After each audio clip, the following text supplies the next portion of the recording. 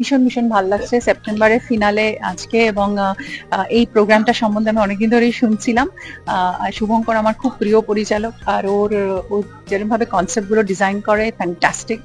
আর সত্যি মহিলাদের জন্য এটা একটা দারুণ মানে কি বলবো, মানে খেলার থেকেও বড় কথা এটা এত সুন্দর একটা কনসেপ্ট যে একজন মহিলা আরেকজন মহিলাকে হেল্প করছে, এবং এই লক্ষ্মী ব্যাংকটা যেটা তৈরি করা হয়েছে সেটা আমার মনে হয় সেটার জন্য সেটা অনেক মহিলাদের উপকার হবে। মানে আমি এক্ষুনি ওনাদের সাথে কথা বলছিলাম, it's like a very inspirational journey. আর আমি মনে করি উমেন এম্পাওয়ারমেন্ট মানে একটা মহিলা আর একটা মহিলাকে এম্পাওয়ার করা। তো এখানে সেইটার কনসেপ্টটাই হচ্ছে যে লক্ষ্মী ব্যাংক, লক্ষ্মীর ঝাঁপি, এটাই যে মানে লক্ষ্মীকে নিয়ে লক্ষ্মীকে আরো বাড়ানো, লক্ষ্মীকে আরো মানে সুন্দরভাবে সেটাকে সদ্ব্যবহার করা যেটাকে বলে। তো সেটা এই মহিলারা পথ দেখাচ্ছেন, এবং ওনাদের এই জার্নিটা দারুণ। এবং আজকে সেপ্টেম্বর ফিনালে আমি এসেছি, আমার খুব ভালো লাগছে, আমি এরকম অনুষ্ঠানে আসতে খুব ভালো লাগে আমার। আর আমারও মানে আমি উইমেন এম্পাওয়ারমেন্ট নিয়ে অনেক কাজও করি, মহিলাদের অনেক গল্প বলি সিনেমাতে। এখনো আমি আমার এক মহিলাকে নিয়ে গল্প বলেছি সিনেমাতে, যার নাম হচ্ছে বেলা। উনিও কিন্তু অনেক মহিলাকে এম্পাওয়ার করেছিলেন এবং অনেক মহিলাকে স্বপ্ন দেখিয়েছিলেন তাদের নিজেদের বিজনেস বা নিজেদের স্বাবলম্বী হওয়ার জন্য। সেরকম মানে উনি রান্নার গল্প বলে বা একটা রেডিও প্রোগ্রাম শুরু করে মহিলা মহল, সেটা কিন্তু অনেক মহিলার ইন্সপিরেশন ছিল ভাতের হোটেল খোলা সেই সময়। তারপরে আস্তে আস্তে এখন মহিলারা রেস্টুরেন্ট করেছে, ক্যাফে করেছে, এবং একটা মহিলাদের জন্য শুধুমাত্র একটা অনুষ্ঠান তৈরি হয়েছিল মহিলা মহল। তো আমার মনে হয় এরকম ভাবেই মানে সেই গল্পেরই ধারা চলে আসছে আজও, যে মহিলারা এটা নিয়ে কথা বলছে। এবং মহিলা মানেই লক্ষ্মী, এবং লক্ষ্মী মানেই মানে লক্ষ্মীকে কিভাবে নিজের কাছে রেখে তার বৃদ্ধি করবে সেটাই মহিলারা সবসময় চিন্তা করে। বলে না যে সংসারের মানে সবকিছু করার পরও মহিলারা একটু হলেও টাকা জমিয়ে রাখে বা টাকা সরিয়ে রাখে, যেটা বিপদে বা আপদে যখন দরকার হয় তারা ঠিক সেটা বার করে দেয়।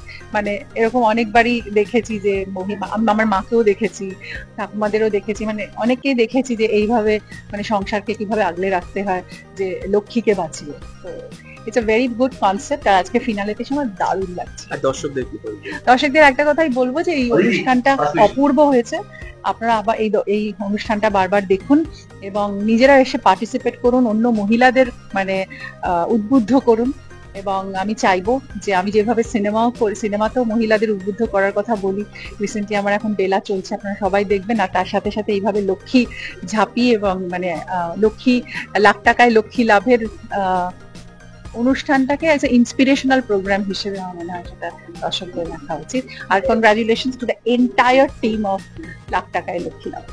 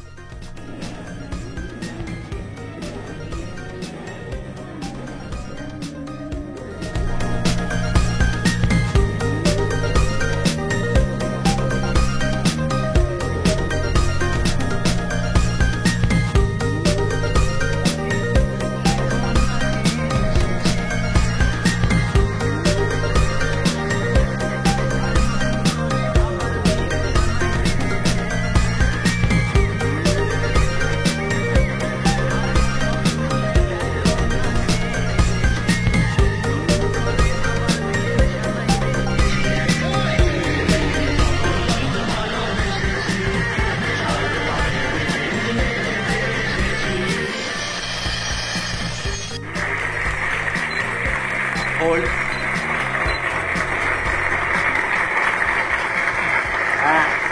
And release. Thank you so much. Go ahead, clap, clap, clap, clap, clap, clap, clap, clap, clap.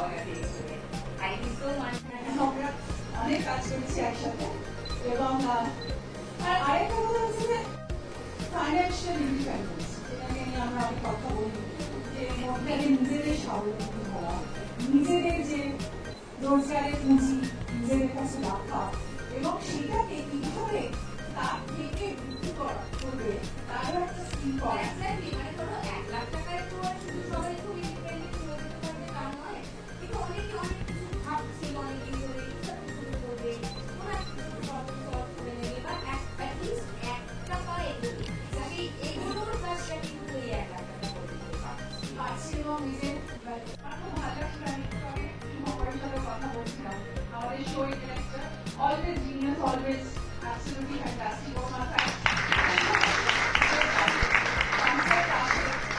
সত্যি কথা আমি জানি না, হলিউডে অনেক শোজ দেখি, মানে রিয়েলিটি শোজ দেখি, অনেক ইংলিশে টেলিভিশন অনেক কিছু হয়, কিন্তু আমাদের এখানে ভারতবর্ষের মস্তিষ্কে যা আছে তার মধ্যে কোনো কিছু থেকে কম নয়।